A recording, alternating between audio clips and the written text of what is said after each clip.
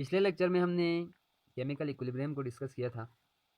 तो हमने कहा था जी केमिकल इक्विलिब्रियम उस स्टेट को कहते हैं जब उसकी उस रिवर्सिबल रिएक्शन की फॉरवर्ड रिएक्शन और रिवर्स रिएक्शन की जो रेट है, जो स्पीड है, जब वो इक्वल हो जाते हैं, बराबर हो जाते हैं, तो उस टाइम को, उस स्टेट को हमने केमिकल इक्विलिब्रियम कहा था।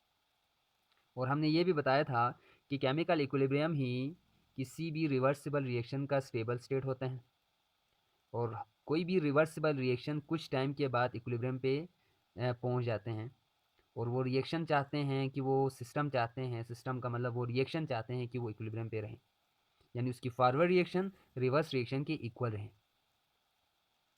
अब किसी भी रिवर्सिबल रिएक्शन को इक्विलिब्रियम मेंटेन रखने के लिए, अपने इक्विलिब्रियम पे रहने के लिए, अपने स्टेबल स्टेट में रहने के लिए क्या क्या शराइत है, यानी आज हम पढ़ने लगे हैं कंडीशंस ऑफ इक्विलिब्रियम कि कोई भी रिवर्सिबल रिएक्शन इक्विलिब्रियम पे कब तक रहेगा।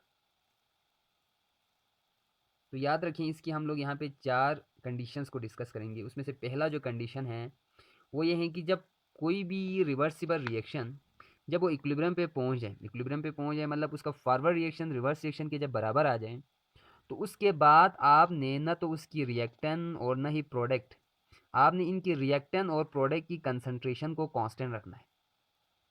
मतलब आपने जब उस रिएक्शन ने इक्विलिब्रियम को अचीव किया, अब वो इक्विलिब्रियम पे मौजूद हैं, उसकी फॉरवर्ड रिएक्शन रिवर्स रिएक्शन के बराबर हुआ है, तो उस वक्त आपने उनकी कंसंट्रेशन में कोई इंक्रीज या डिक्रीज नहीं करना।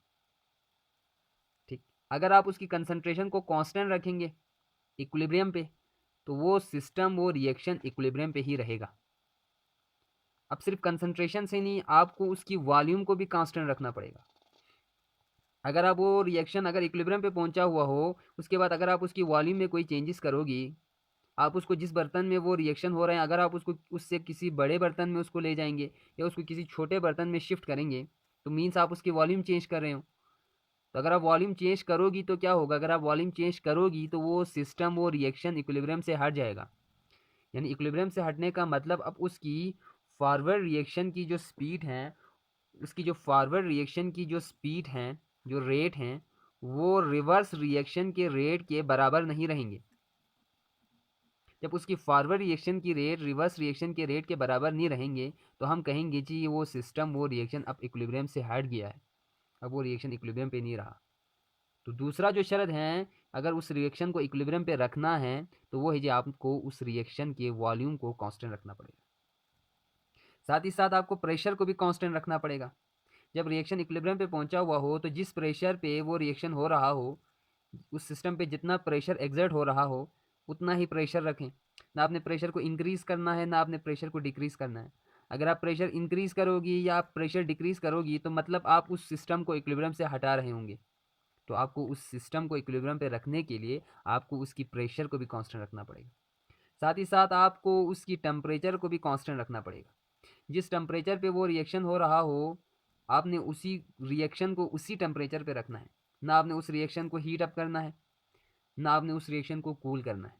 अगर आप उसकी रिएक्शन की टेम्परेचर को या इंक्रीज करोगी या डिक्रीज करोगी, तो वो रिएक्शन, वो सिस्टम इक्विलिब्रियम से हट जाएगा। तो ये कुछ कंडीशंस हैं। अगर ये सारे कंडीशंस, अगर ये सारी चीज़ें, चाहे कंसंट्रेशन, वॉल्यूम, प्रेशर, टेम्परेचर, अगर ये चीज़ें कांस्टेंट रहें, तो वो सिस्टम इक्विलिब्रियम पे ही रहेगा। अगर इनमें से किसी एक में भी कोई चेंजेस करेंगे आप, अगर आप इनको इंक्रीज या डिक्रीज करेंगे, तो वो सिस्टम इक्विलिब्रियम से हट जाएगा। और इक्विलिब्रियम से हटता कब है, जब हम इनमें से किसी भी चीज़ में जब हम कोई चेंजेस करते हैं, तो इसी को कहते हैं जी कंडीशंस ऑफ इक्विलिब्रियम।